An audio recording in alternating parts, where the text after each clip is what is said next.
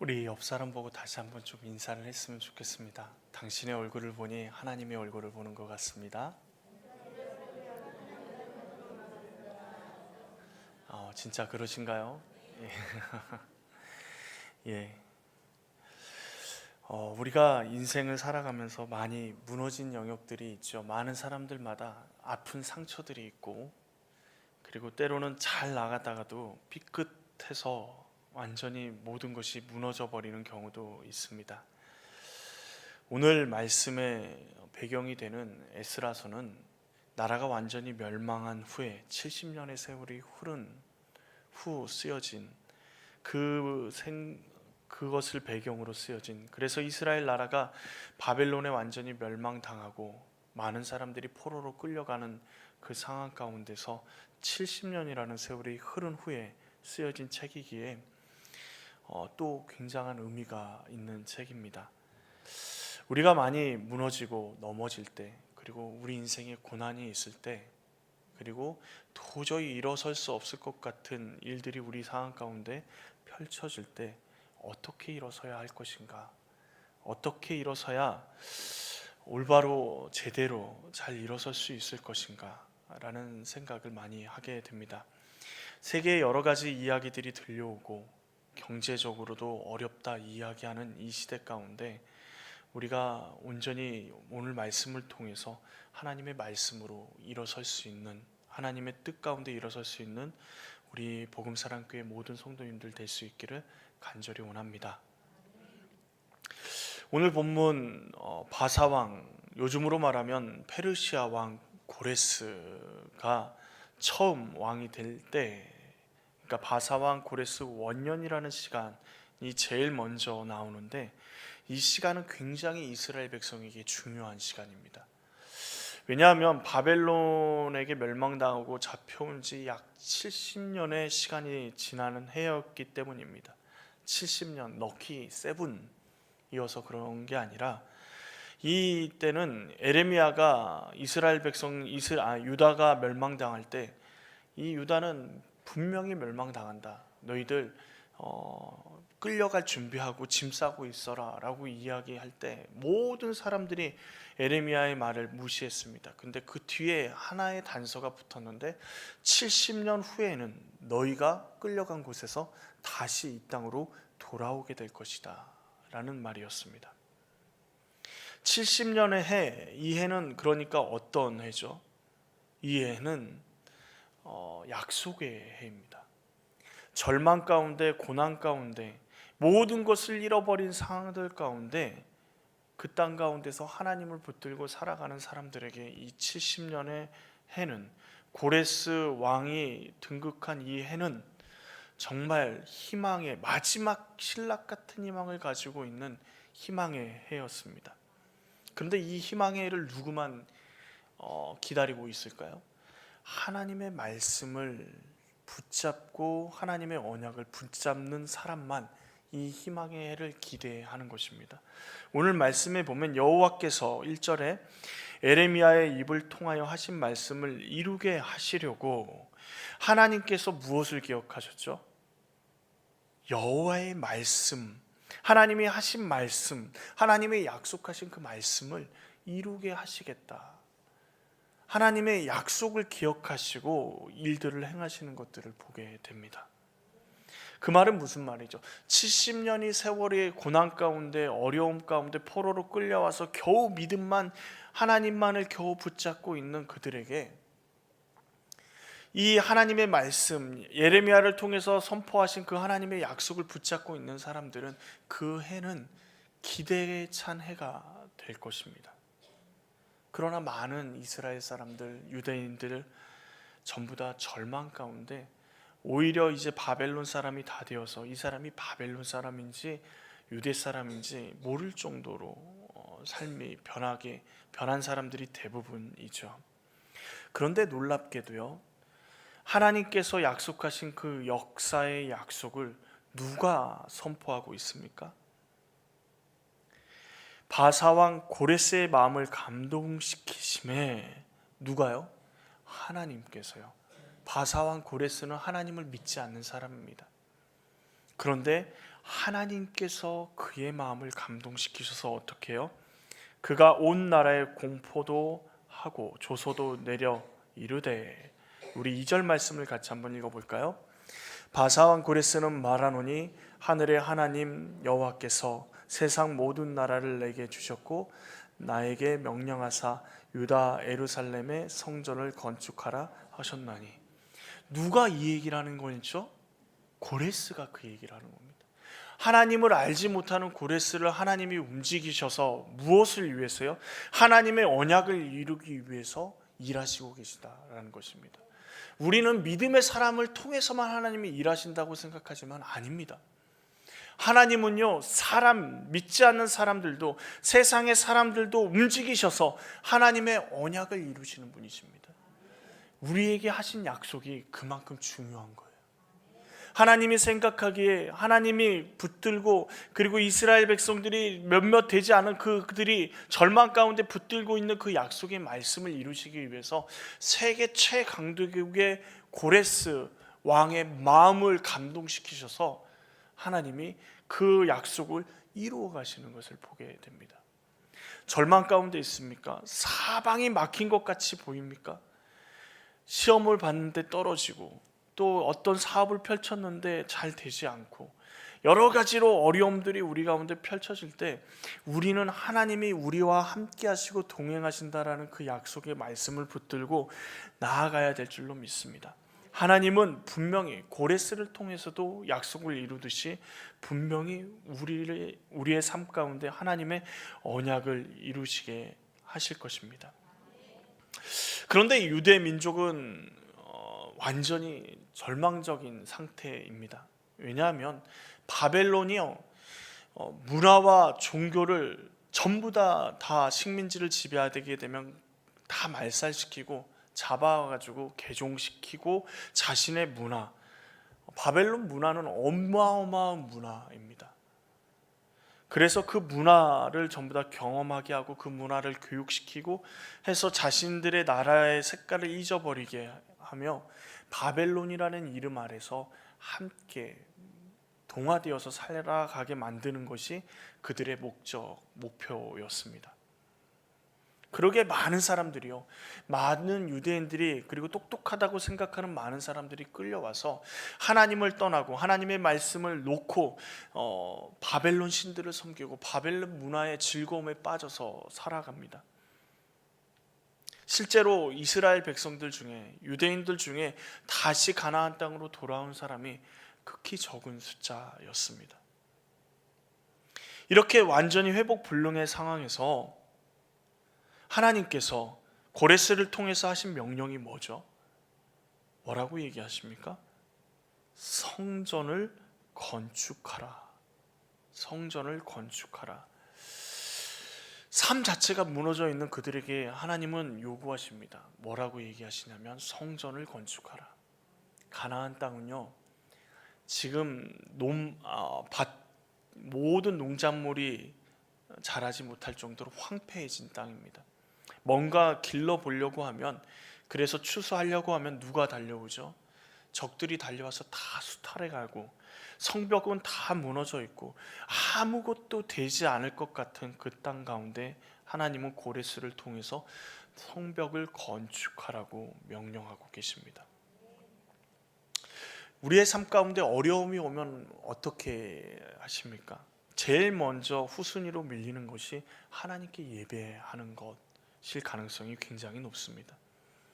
지금 어려워진 가정의 채무를 해결하고, 당장 자녀의 문제를 해결하고, 관계의 문제를 해결하고, 산적한 문제를 해결하는 것이 먼저라고 생각합니다. 상식적으로 그렇잖아요. 그것을 먼저 하고 하나님 앞에 온전히 예배 드릴 수 있을 거라고 생각하는 것이 당연하죠. 근데 하나님은 논밭을 회복하라고도 이야기하지 않고, 성벽을 다시 재건하라고 이야기하지 않고, 성전을 재건하라고 말씀하십니다. 우리의 삶이 무너질 때 가장 기초를 회복해야 되는데 그것을 무엇이라고 얘기하시냐면 예배라고 얘기하십니다. 다른 말로 하면 하나님과의 관계가 회복되는 예배가 우리 삶의 무너진 영역을 회복하기 위한 가장 기초인 것이죠. 세상적으로 생각하면 개간이 가장 시급해 보이고 보호할 성벽을 쌓는 것이 가장 시급해 보이고 보호할 군대를 양성하는 것이 가장 먼저인 것처럼 보여지는데, 하나님은 회복을 시작을 예배로부터, 성전의 재건으로부터 시작해야 된다라고 말씀하고 있습니다. 근데 이해가 되지 않아요. 당장 문제가 많은 그곳에서 도대체 어떻게 살려고 성전부터 지으라고 말씀하시는 건지 세상적으로 말이 안 되는 것처럼 보입니다. 그런데 조금 더 깊이, 조금 더 그 문제를 하나님 안에서 바라보면요, 협소한 생각을 가지고 우리가 세상을 판단하고 있구나라는 생각을 하게 됩니다. 여러분, 세상의 일과 하나님의 일은 어떻게 구분하십니까? 하나님의 일은 무엇이죠? 이렇게 주일날 예배에 나와서 예배드리고 기도하고 말씀 보고 헌금하고 그리고 하나님이 맡겨주신 사명을 감당하는 것은 하나님의 일입니까? 그러면 세상의 일은 뭐죠? 돈 벌고 즐기고 이렇게 하는 것들이 세상의 일인가요? 우리가 조금 넓게 생각해 보면 이 세상은 누가 주관하고 계시죠? 하나님이 주관하고 계십니다. 우리의 인생은 누가 주관하시죠? 하나님 손 안에 있습니다. 그러니까 하나님이 주관하신 세상에서 하나님의 손 안에 놓인 인생, 그러면 가장 중요한 기초가 뭘까요?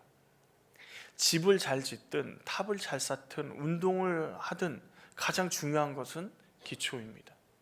운동선수들이 슬럼프에 빠지고 힘들어할 때 제일 먼저 돌아가는 것이 뭔지 아십니까? 기초훈련입니다. 달리기도 하고 가장 자신이 할 수 있는 기본적인 그 운동과 전혀 상관없는 것 같은 그 운동을 열심히 합니다. 그때 슬럼프도 이길 수 있는 힘이 생기고 능력이 생기는 것이죠. 우리 인생의 가장 큰 기초는요, 하나님 손 안에 있는 인생의 가장 큰 기초는 뭘까요? 하나님과의 관계 회복, 예배가 가장 기초가 되는 것입니다. 예배할 때 하나님을 만납니다. 예배할 때 우리의 삶을 주관하시고 다스리시는 하나님의 마음을 알게 됩니다. 예배할 때 하나님만을 온전히 바라보고 하나님의 은혜를 누릴 수 있게 됩니다.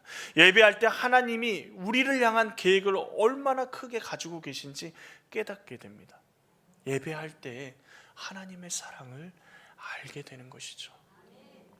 많은 사람들은 먼저 먹고 살게 되면, 잘 먹고 살게 되면, 이 문제가 해결하게 되면 내가 하나님 뜻대로 하나님 말씀대로 살겠다라고 이야기하지만 수십억 수백억을 벌어도 하나님 앞에 나오는 사람, 그리고 온전히 하나님 앞에 헌신하는 사람 거의 대부분 그렇게 하지 못하는 것을 보게 됩니다.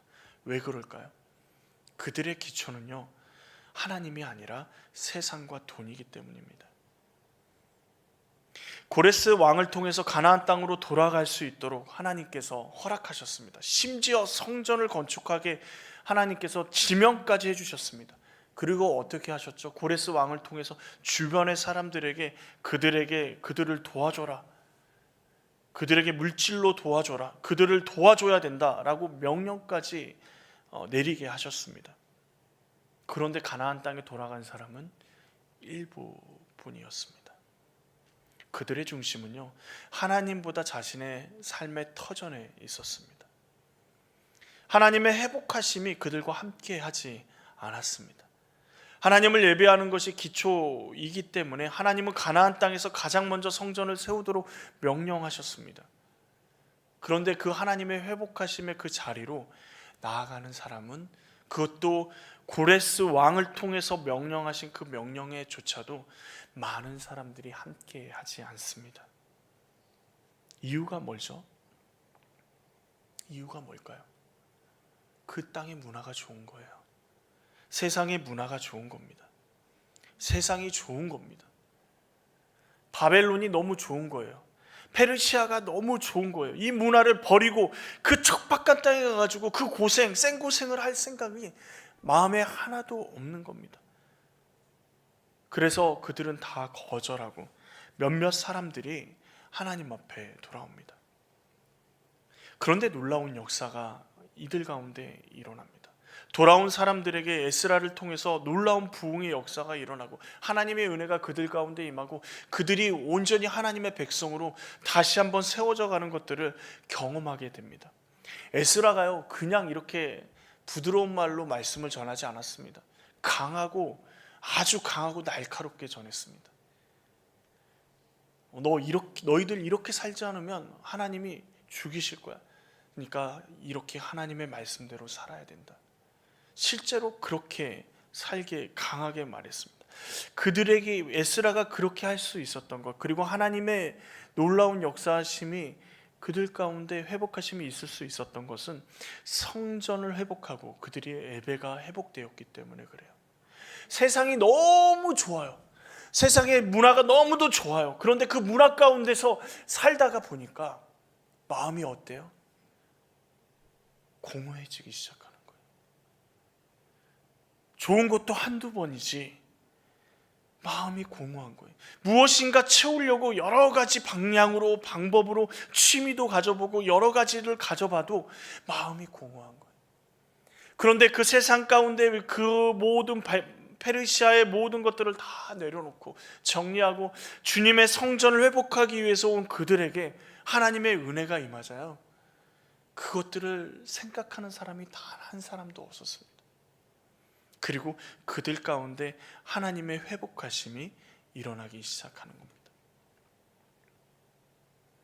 복음사랑교회를 하나님의 원하시는 교회로 누가 만들어야 할까요? 목사인 제가 해야 될까요? 장로님들이 하셔야 될까요? 제가 말씀드리는 목회자나 장로님들은 당연히 해야 되는 당연한 사람들이죠. 오늘 본문 말씀에 보면 세 종류의 사람이 나옵니다. 5절 말씀을 보시면요, 첫 번째 종류의 사람은 족장들입니다. 이 족장들은 민족을 대표하는 사람들이고 지도자들입니다. 이 당시의 가장의 발언은요, 가장은요 굉장히 힘이 있는 사람이었습니다. 지금 가장들은 비교하지 못할 정도로 가자 그러면 죽음의 구덩이라도 가족이 전부 다 따라가게 되어 있습니다. 그러니 지금 하나님 앞에서 족장들이 자신의 가나안 땅으로 돌아가겠다 결정한 모든 가족들은 가나안 땅에 가는 거죠. 당연히 이들이 가지 않으면 가지 않기 때문에, 이런 일이 일어나지 않기 때문에 당연히 순종해야 될 사람들입니다. 두 번째 사람은 제사장과 레위인들입니다. 이들은 당연히 종교 지도자기에 하나님의 성전이 회복되기를 가장 원하는 사람이고, 바벨론 한복판에서, 페르시아 한복판에서 하나님의 때를 기다리며 사람들에게 주의 복음을 전하고, 그리고 70년이 곧 오니까, 하나님의 때가 곧 오니까 우리 돌아갈 날이 얼마 남지 않았다, 믿음으로, 하나님을 믿음으로 우리가 서야 된다라고 이야기하는 사람들입니다. 그러니 그들도 당연히 돌아갈 사람이죠. 그런데 우리가 주목해야 될 사람은 세 번째 부류입니다. 5절 말씀을 한번 보십시오. 제사장과 레위 사람들과 그 다음에 그의 마음이 하나님께 감동을 받고 올라가서 예루살렘의 여호와의 성전을 건축하고자 하는 자가 다 일어나니. 그의 마음이 누구에게 감동을 받아요? 하나님께 감동을 받은 사람. 고레스가 누구에게 감동을 받았어요? 하나님께 감동을. 앞에 두 종류의 사람은 당연히 앞장서야 되는 사람이지만, 이 세 번째 부류의 사람, 하나님께 감동을 받는 사람은 벗어날 수도 있는 사람이고 넘어질 수도 있는 사람입니다. 그런데 이 하나님께 감동을 받은 사람은 누구이죠? 누구입니까? 바로 우리 옆 사람입니까? 우리 장로님들인가요? 바로 우리들입니다. 교회는 젊은 사람들이 더 많은 일을 감당해야 된다고 외치는 분들이 계십니다. 젊은 사람들이 해야 되는데 왜 그런 이야기를 하는지 알고 있습니다. 교회를 사랑하는 마음으로, 그분들의 마음 가운데 교회를 사랑하는 마음이 가득하기 때문에 그렇죠. 그런데 오늘 본문을 보면 그런 마음을 가지신 그분이 하나님의 감동하심을 받으신 분이에요. 그 말은 무슨 말이죠? 내 마음 가운데 교회에 대한 안타까움이 있고 젊은 분들이 그 일들을 감당해야 된다는 안타까운 마음들이 있다면 바로 내가 그 자리에 서야 되는 사람이라는 것입니다. 어떤 사람은요, 자신은 할 수 없다고 이야기합니다. 교사를 권면하고 성가대를 권면하고 여러 가지 사역들을 권면해도 아직 때가 되지 않았다라고 이야기하시는 분들이 계십니다. 그러나 자신이 때가 되지 않았다라고 이야기하시는 분들이 거부하는 이유도 알겠어요. 그 일이 얼마나 중요한 일인지 마음에 알고 있기 때문에요. 그런데 이미 하나님이 그의 마음을 움직이고 계시다라는 것이죠.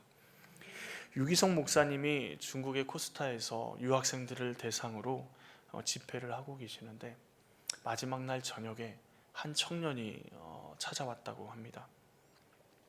그 청년이 목사님을 찾아와서 목사님, 제가 한국에서는 열심히 하나님의 은혜를 경험하고 하나님의 은혜 가운데 살던 사람인데 지금 중국에 와서 피폐해진 이 마음, 이제 하나님의 은혜를 받으려고 이 코스타까지 왔는데 하나님, 도저히 하나님의 은혜가 나가 첫째 날에도 그렇고 둘째 날에도 그렇고 부어지지 않습니다.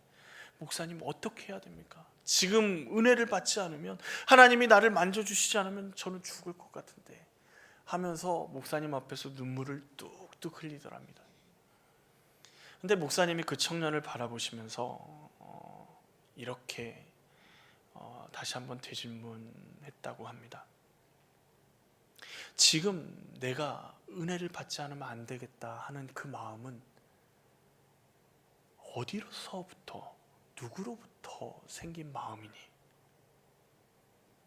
지금 은혜 받지 않으면 안 된다고 눈물을 뚝뚝, 그것도 생전 처음 보는 사람 앞에서 눈물을 뚝뚝 흘리는 너의 그 용기는, 너의 그 뜨거운 마음은 누구로부터 생긴 마음이니? 누구로부터죠? 하나님으로부터입니다. 지금 이 자리에 나와 있는 모든 분들이 하나님의 감동을 받으신 분들입니다. 그런데요, 하나님의 감동을 받은 우리가 깨닫지 못하는 거예요. 하나님이 분명히 말씀하시는데, 하나님이 분명히 나아가라고 말씀하시고 너를 통해서 부흥의 역사를, 너를 통해서 놀라운 하나님의 역사를, 이 가정을 세우겠다라고 말씀하시는데 하나님, 감동은 되는데요, 저는 자격이 없는 자인 것 같아요. 다니엘 기도회를 하면서 많은 은혜를 받지 않았습니까? 많은 사람들이, 많은 강사들이 하나님의 말씀을 통해서 그 말씀대로 살아가는 삶이 어떤지를 보여주지 않았습니까? 말씀에 감동은 되지만 그 말씀대로 살 엄두가 나지 않는 겁니다.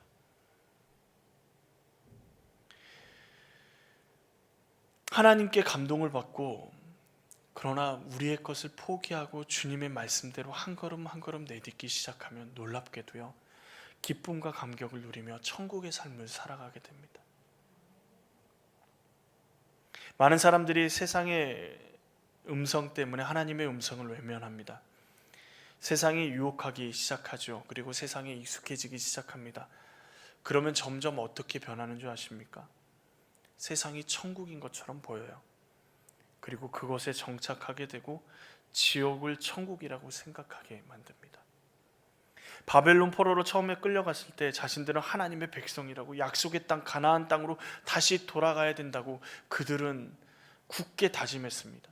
그런데 바벨론 문화에 익숙해지고 그 문화가 주는 쾌락과 즐거움을 즐기기 시작하고, 그렇게 되자 더 이상 하나님을 생각하지 않게 되고, 하나님이 주신 가나안 땅보다 이 땅이 훨씬 더 좋은데 뭐 하려고 그 땅에 가야 되는가 라는 생각이 그들을 지배하기 시작합니다. 그런데 그들이 잊고 있는 게 있습니다. 가나안 땅이 어떠한 땅이든, 가나안 땅의 상황과 환경이 어떠하든 가나안 땅으로 돌아가야 될 이유는 그 땅에서 잘 먹고 잘 살기 위해서가 아닙니다. 그 땅은 하나님이 주신 약속의 땅이기 때문입니다. 다른 말로 하면 하나님이 그 땅 가운데서 우리를 기다리고 계시기 때문입니다. 중요한 것은요, 하나님이십니다. 그러기에 내려놓음이 필요합니다. 한 걸음 내딛는 결단이 필요한 것이죠. 감동으로 끝나면, 감동하는 것으로 끝나면 아무것도 이루어지지 않습니다. 그러나 하나님의 은혜를 경험하고 하나님 앞에 내 삶을 내려놓고 그 가나안 땅에 그 어려운 행군 가운데 한 걸음 내딛고 두 걸음 내딛기 시작하면 거기 가운데, 그 예배의 현장 가운데 하나님의 놀라운 은혜가 있게 될 줄로 믿습니다. 우리는 매일 하나님이 매일같이 감동의 순간, 매일같이 하나님의 은혜를 내려주시고 계십니다. 하나님의 그 부르심에 응답하고 더 이상 바벨론에 만족해하며 살아가지 않기를 원합니다. 뜨거운 태양 아래서 타는 목마름을 가진 사람이 생수 한 모금을 마시면 그 물맛을 잊을 수가 없습니다. 마찬가지로 하나님의 말씀에 감동으로 좋다가 아니라 내가 그 말씀대로 한 걸음 살아가기 위해 예배의 자리로, 그리고 하나님의 말씀하시는 그 자리로 나아갈 때 우리의 전생을, 그리고 우리의 인생을 시원케 하는 하나님의 놀라운 은혜가 있을 줄 믿습니다. 그렇게 되면 더 이상 돌아갈 수 없습니다. 세상은 12월 31일이 마지막 날입니다. 그렇죠? 한 해의 마지막이 12월 31일입니다. 그러나 교회력으로는 11월 마지막이 한 해의 마지막입니다. 그리고 12월 첫째 주부터 무엇이 시작되죠? 대림절이 시작됩니다. 예수님의 탄생을 기다리는 대림절. 30년을 한결같이 하나님께서 우리를 지켜주시고 우리와 함께 하셨습니다. 분명한 주님의 은혜죠. 그 은혜를 우리는 마음 깊이 새겨야 합니다. 그러나 거기서 끝나는 것이 아니라 이제 하나님의 더 크신 은혜의 자리로 이제 우리는 나아가야 될 때입니다. 오늘보다 내일이, 올해보다 내년이, 매해 우리가 삶을 이 땅 가운데서 살아가는 그 순간순간마다 하나님께 더 가까이 나아가야 될 줄로 믿습니다. 우리의 무너진 영역들, 회복은 예배의 자리에서부터 시작이 됩니다. 하나님 앞에 나아가는 것에서부터 시작이 됩니다. 여러분, 인생이 지치고 힘들 때, 그리고 정말 절망적인 상황 가운데 우리가 처해 있을 때 기억하십시오. 하나님 앞에 예배하는 것부터, 기초로부터 다시 시작해야 합니다.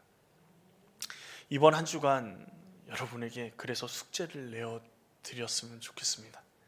말씀을 묵상하시는 것, 다 묵상하시지만 하루에 한 장씩 성경을 꼭 읽으시고, 하루에 한 장씩, 본문은 어디어도 좋습니다. 본문은 어디어도 좋습니다. 너무 시간이 없으시면 시편에 110 몇 편이죠?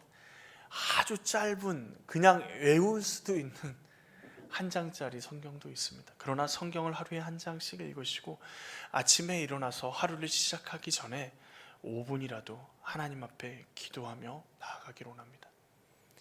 5분이 너무, 어떻게 5분을 아냐? 핸드폰에 시간을 5분을 맞춰놓고 기도하기 시작하셔도 됩니다. 그렇지만 하나님 앞에 기도하며 나아가십시오. 성경 한 장, 그리고 5분의 시간에 하나님 앞에 기도.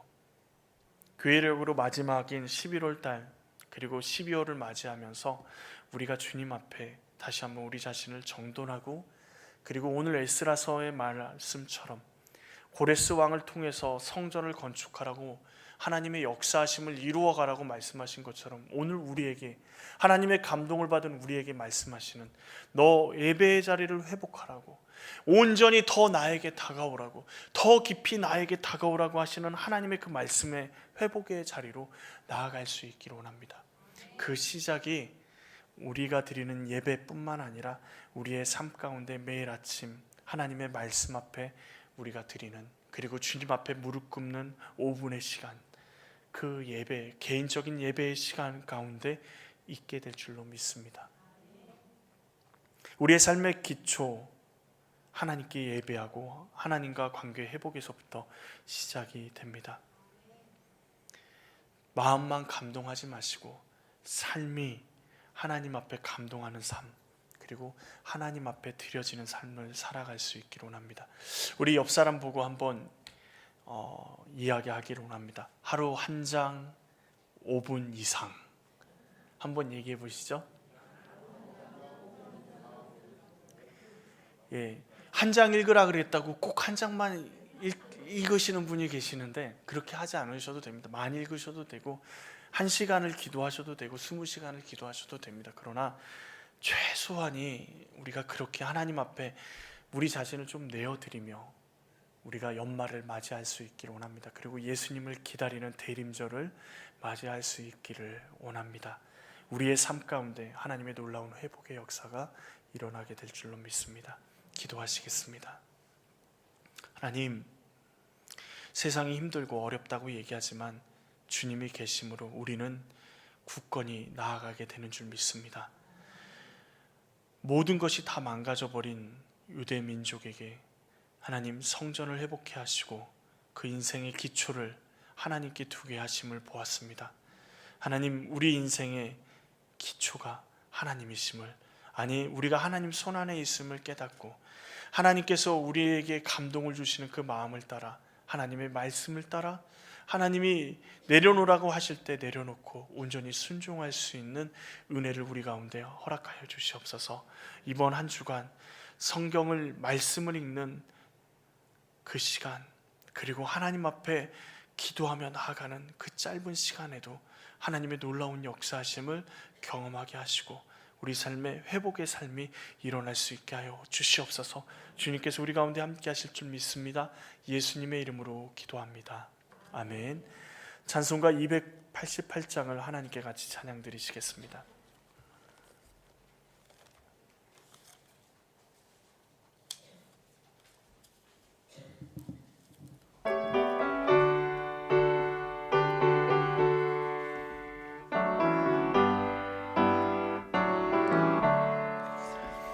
예수를 나의 구주 삼고 성령과 피로써 거듭나니 이 세상에서 내 영혼이 하늘의 영광 누리도다. 이것이 나의 간증이요 이것이 나의 찬송일세. 나 사는 동안 끊임없이 구주를 찬송하리로다. 온전히 주께 맡긴 내 영 사랑의 음성을 듣는 중에 천사들 왕래하는 것과 하늘의 영광 보리로다. 이것이 나의 간증이요 이것이 나의 찬송일세. 나 사는 동안 끊임없이 구주를 찬송하리로다. 주 안에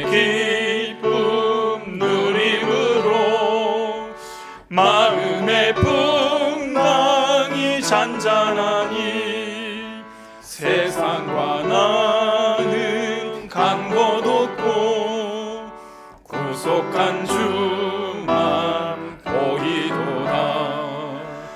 이것이 나의 간증이요 이것이 나의 찬송일세. 나 사는 동안 끊임없이 구주를 찬송하리로다.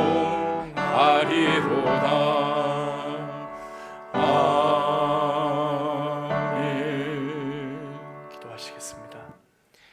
이제는 우리 구주 예수 그리스도의 은혜와 아버지 하나님의 그 크신 사랑과 성령님의 교통하심이 지금 주님의 말씀대로 하나님이 감동을 주시는 대로 예배하는 자로 살아가기로 결단하는 사랑하는 주님의 자녀들 삶 위에, 그 삶의 터전 위에 이제로부터 영원토록 함께 하시기를 간절히 축원하옵나이다.